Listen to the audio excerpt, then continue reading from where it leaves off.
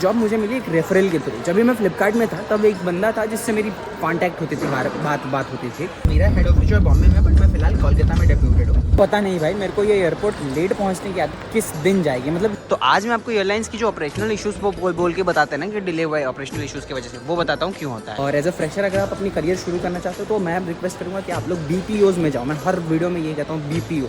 तो आप लोगों में से बहुत लोग मुझसे पूछते हैं कि भैया आपने पढ़ाई क्या करी है, तो मैं बताता हूँ आपको, मैंने सिर्फ ऑपरेशंस पे काम करते हैं ना, तो छोटी छोटी चीज़ें आप जो नोटिस करते हो ना, यही चीज़ें सीखते हैं भाई, यही चीज़ें काम करके हम लोग सीखते हैं। जो एयरक्राफ्ट होती है वो एक जगह स्टेबल नहीं रहती है, वो आती है फिर दूसरी उड़ान भरती है, आती है फिर दूसरी उड़ान भरती है। एक जगह खड़ी रहेगी तो उसमें कंपनी को बहुत ज़्यादा लॉसेस होंगे।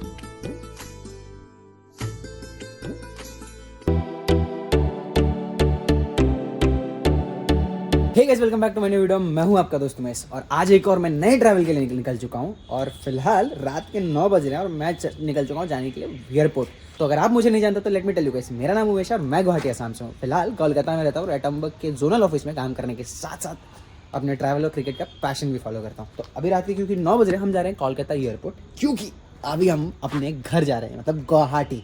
और गुवाहाटी पर्सनल काम से नहीं, ऑफिशियल काम से। तो घर पे भी घूमना हो जाएगा और काम भी हो जाएगा, दोनों हो जाएगा साथ में। पीछे घटिया सा पीजी है कोलकाता का, घटिया ही बोलूँगा क्योंकि घटिया ही है, क्योंकि अभी इसमें बिजली चली गई है। ये वाला वीडियो बहुत ज़्यादा आप लोग के लिए एंटरटेनिंग और इन्फॉर्मेटिव होने वाला है, क्योंकि मैं आप लोग को बताऊँगा ये जॉब मेरे को मिली कैसे, ये ट्रैवल क्यों कर रहा हूँ, क्या कर रहा हूँ मैं, क्यों है, क्या है मेरा जॉब, सारी डिटेल्स आपको समझाने वाला है, बताने में बहुत इन्फॉर्मेटिव वीडियो होने वाला है। तो ये मेरा रूममेट है पीयूष। हाय बोल तो भाई, हाय तो बोल।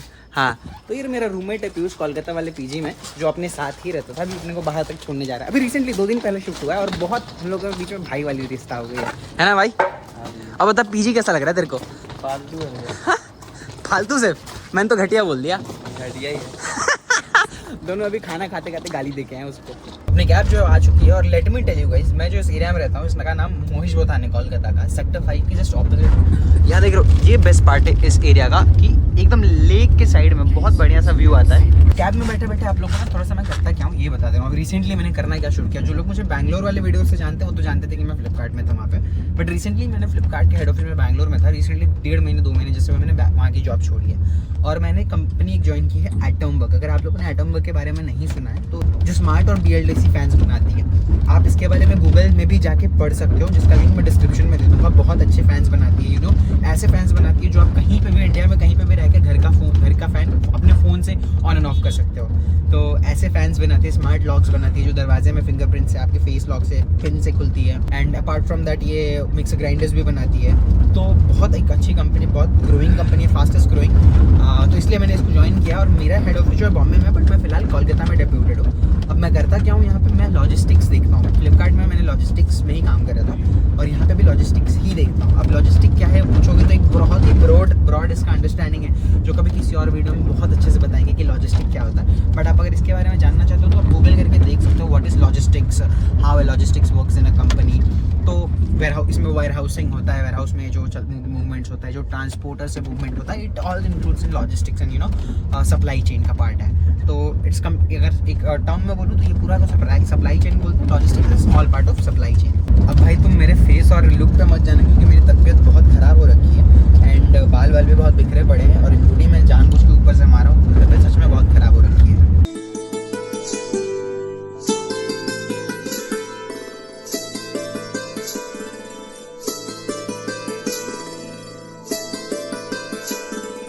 पता नहीं भाई मेरे को ये एयरपोर्ट लेट पहुंचने की आदत किस दिन जाएगी। मतलब लिटरली किस दिन। 10:30 की फ्लाइट है, मैं अभी 9:50 पे यही घूम रहा हूँ। सिक्योरिटी चेक करवाना, सब करवाना है, लेकिन मुझे ऐसा लग रहा है ना अंदर से कि और भी डिले होगी flight. Baggage drop with passenger boarding pass यहीं पे ड्रॉप कर देते हैं। चलिए। सो जो लोग आप लोग अभी फ्रीक्वेंटली जो लोग ट्रैवल करते रहते हैं उनको पता होगा चेक इन मोबाइल से ही कर सकते हैं। आपका जो बोर्डिंग पास है मोबाइल में आ सकता है। तो मैं क्यों हर बार आके यहाँ पे लगेज ड्रॉप करता हूँ, चेक इन करता हूँ, लगेज ड्रॉप करता हूँ। ऑटोमेटेड सिस्टम भी है जहाँ पे आप खुद ही आके खुद ही लगेज ड्रॉप ऑटोमेटिकली दे के जा सकते हो। बट नहीं, मेरे को ये चाहिए होता है बोर्डिंग पास। मेरे को ना बोर्डिंग पास कलेक्ट करने का शौक है, मेरे को बहुत ज़्यादा अच्छा लगता है। मेरे बस एक मेरा पर्सनल बैग है जिसमें पर्सनल सारा मेरा डॉक्यूमेंट वगैरह रहता है। मैं उसमें भर के बोर्डिंग पास रखा हूँ जितना भी ट्रैवल किया हूँ।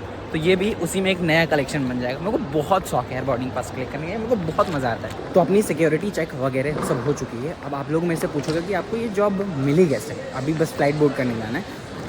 तो मैंने आपको बता दूँ कि जॉब मुझे मिली एक रेफरल के थ्रू। जब भी मैं फ्लिपकार्ट में था तब एक बंदा था जिससे मेरी कांटेक्ट होती थी, बात होती थी, और उस बंदे से बहुत अच्छी दोस्ती हो गई जो एटमबर्ग में काम करता था। अच्छी जब दोस्ती हो गई तो फिर मेरे पास मतलब लेजिट या फिर मतलब रेलेवेंट एक्सपीरियंस था, मैं रेलेवेंट चीज़ें जानता था। 2.5 साल हो गए थे फ्लिपकार्ट में।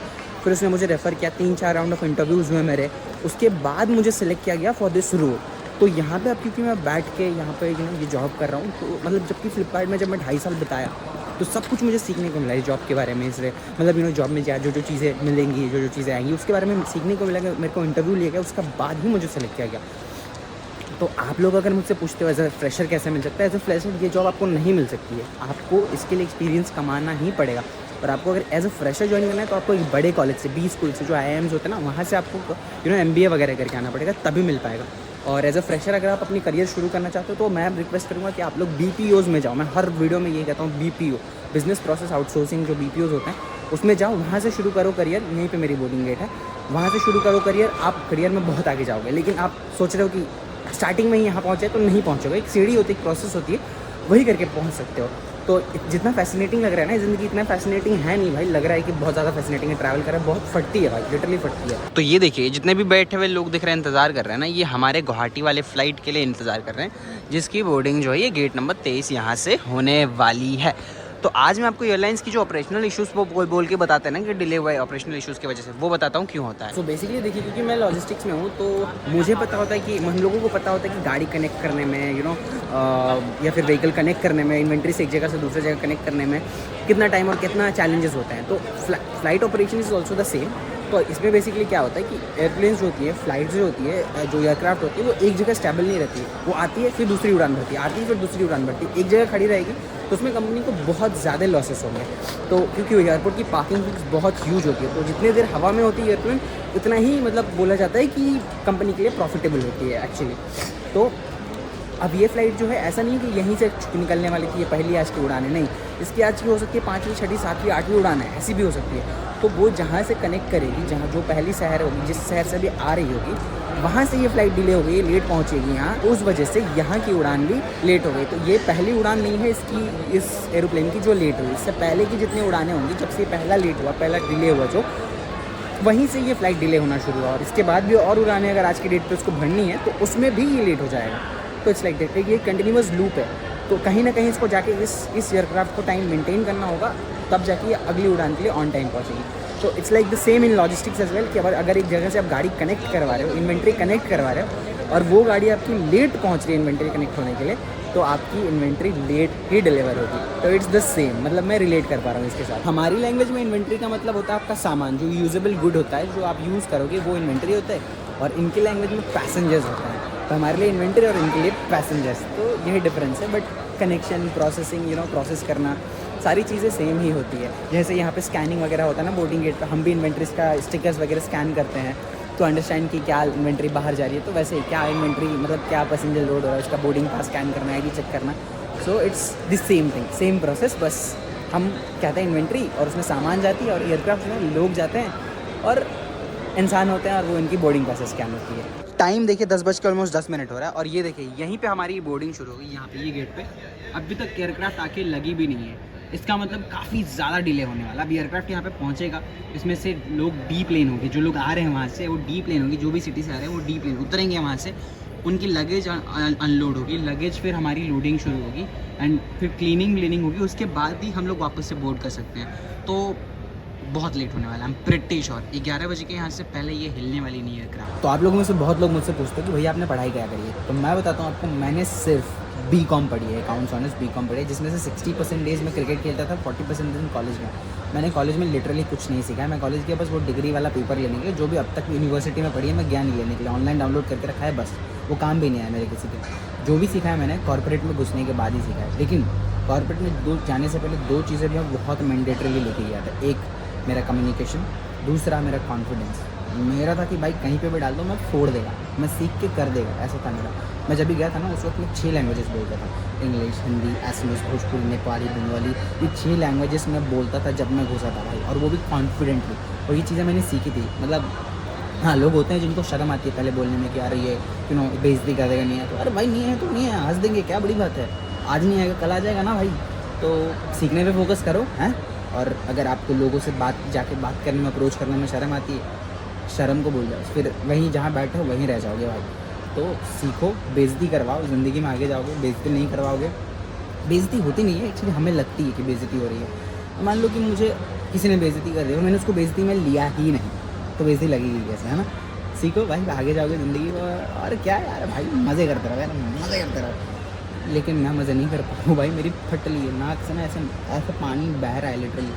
और पता नहीं मुझे कोलकाता में ऐसा क्यों हो रहा है, मेरे को पता नहीं, एलर्जी बढ़ा हुआ है, क्या सीन है मुझे नहीं पता हुआ। ये वो एयरक्राफ्ट है जो हमें लेके जाने वाली है। देखिए आ रही है, आके लग रही है। ये 52 लिखा हुआ है, राइट, ये 52, उससे वाइट येलो लाइन है ना, खत्म होने से पहले देखना, वो ऑटोमेटिकली आके रुक जाएगी। देखना, मतलब वो रुकाते हैं ऑफकोर्स, तो वहीं आके रुक जाएगी येलो लाइन खत्म होते ही। ये ऑपरेशंस की ना मेरे को बेस्ट पार्ट लगते हैं। ऑपरेशंस में काम करते हो ना, तो छोटी छोटी चीज़ें आप जो नोटिस करते हो ना, यही चीज़ें सीखते हैं भाई, यही चीज़ें काम करके हम लोग सीखते हैं। छोटी छोटी चीज़ें नोटिस करना। तो आप लोग भी कहीं पे जा रहे हो ना, ट्रेन से, फ्लाइट से, देखो छोटी छोटी चीज़ें नोटिस करो, सीखो। देखो एकदम, देखो येलो लाइन खत्म, रुक गई। देखो, देख रहे हो, मैंने बोला था ना येलो लाइन पे रुक जाएगी, देख रहे हो, रुक गई। अब ये वाली जो पार्ट है, ये वाली जाके यहाँ पे दरवाजे में यहाँ पे लग जाएगी और यही एयरक्राफ्ट अपने को ले जाएगी। मतलब इसके बाद ये बोर्डिंग्स में शुरू हो जाएगी हम। और भाई फ्लाइट आके 1 मिनट हुई नहीं, फ्यूल टैंक देखो रेडी था, fuel tank instantly ready. Loading के लिए सारे बॉक्सेस में हमारे लगेजेस वगैरह जो सारे वहाँ रेडी है। पूरा ग्राउंड स्टाफ एकदम रेडी है। देखो वो मूव होने लगा वहाँ पे जाके लगने के लिए।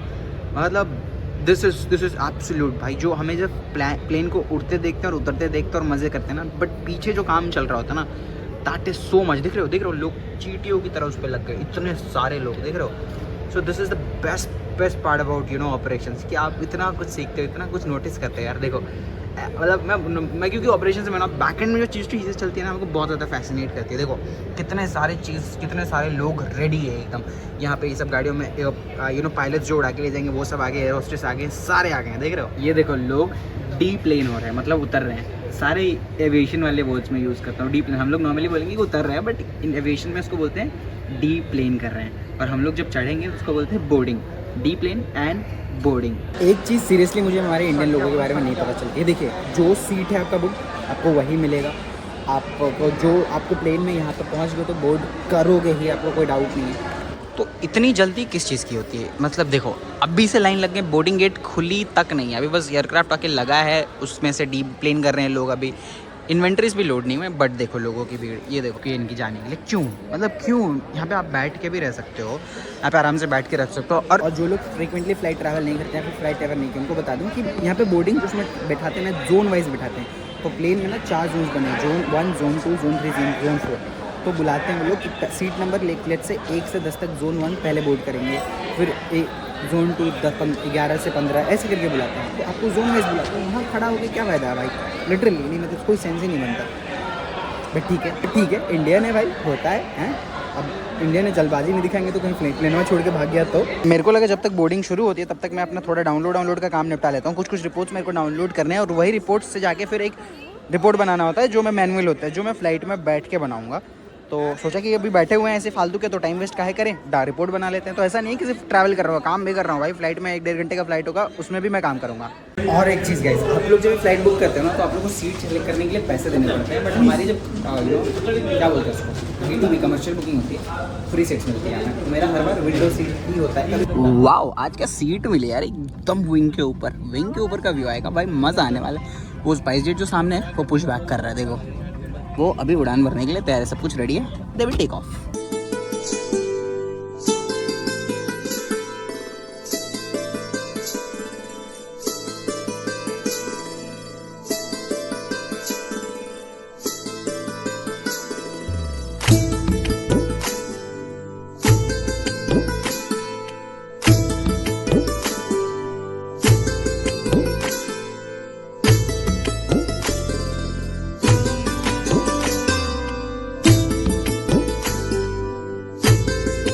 Just landed at the own city Guwahati.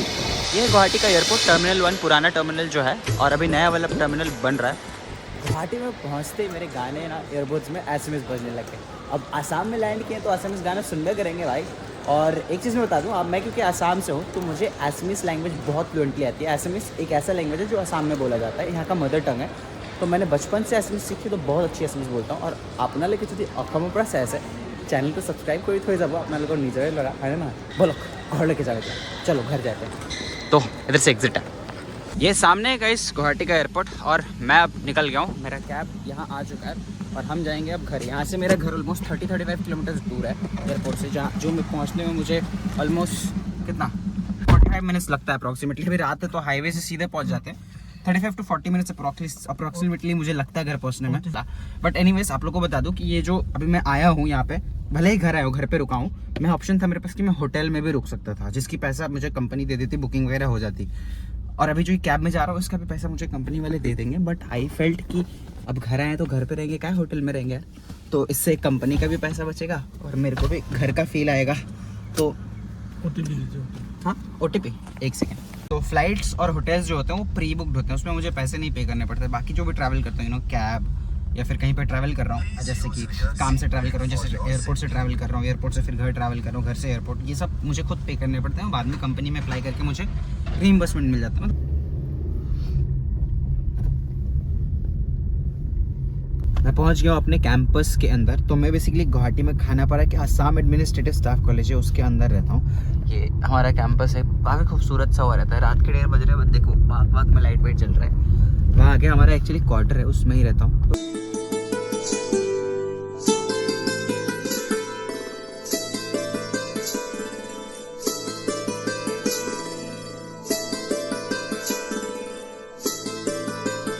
तो सीन है इसकी रात को 1:30 बजे मैं पहुंचा था आपने देखा होगा 1:30 बजे रात को पहुंचा था और मम्मी मैं आ गया बोला बस मम्मी का आँख लग गया था शायद और भाई 5 मिनट के अंदर रोटी खाना पूरा रेडी गजब होती है ना मम्मी लोग मतलब आई कैन टेल यू कि क्या मैंने फील किया वो टाइम पे आप भी रिलेट कर पाते हो फॉर श्योर कोई भी दुनिया से कहीं से कमा के आ जाए घूम के आ जाए बाकी लोग पूछेंगे आपसे क्या लाया तू क्या लाया मेरे को दे दिखाने के लिए देखे मतलब दिखा क्या कपड़े लाया क्या लाया मम्मी आते ही पूछते खाना खाया तूने दैट्स व्हाट मॉम इज़ वही सीन है कि if you keep on learning आप जितना ही सीखते रहते हो उतने ही लाइफ में आगे बढ़ते जाते हो और अगर सीखना जिस दिन बंद कर देते हो जिस दिन लगता है आपको कि मैंने सब कुछ सीख लिया तो उस दिन आपका प्रोग्रेस ख़त्म सीखते रहो समझते रहो आगे बढ़ते रहो यही लाइफ है बॉस और जियोगे यार ऐसा लाइफ जियोगे बस करते रहो यार है ना just keep doing keep following the process और क्या यार ज़िंदगी के मज़े लेते रहो जैसे मैं हमेशा कहता हूँ ज़िंदगी के मज़े नहीं लोगे तो ज़िंदगी का फ़ायदा क्या है मिलेंगे आप लोगों से अगले वीडियो में तब तक अपना ख्याल रखो